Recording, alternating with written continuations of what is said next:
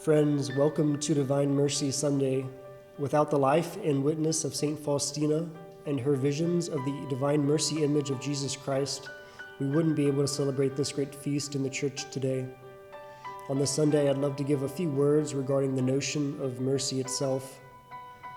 Whenever I thought of the word mercy, I used to kind of think of a leniency on God's part in relation to our sinful habits and overall sinfulness.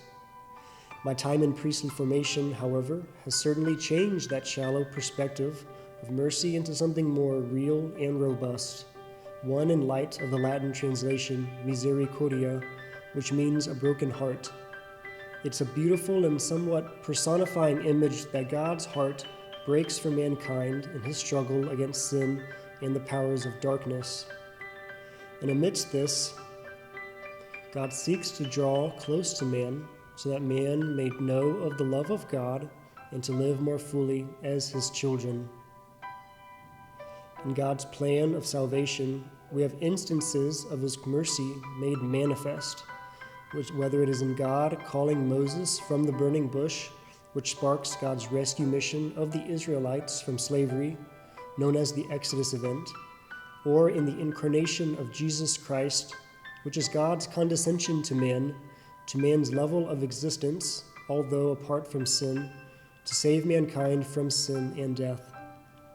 Both examples communicate God's infinite mercy in his compassion to draw close to man so that man may be drawn back close to God in both unexpected and surprising ways.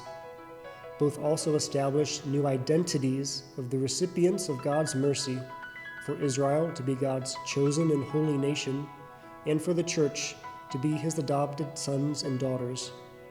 Hence, we also notice that God's mercy and his love is too great for each of us to remain the same as we once were. It is, in a word, transformative. And so, if God's mercy at work in our lives is truly going to be transformative, it's going to image two ways it can be found in our readings today.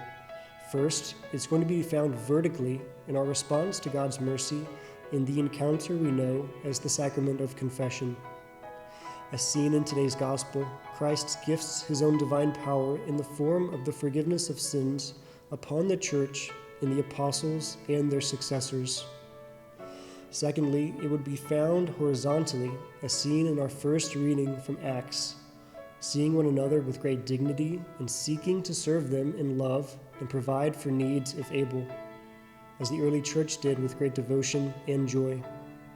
God's mercy in our lives shouldn't be confounded to just the confessional or the church itself, but should permeate and transform every aspect and interaction of our lives.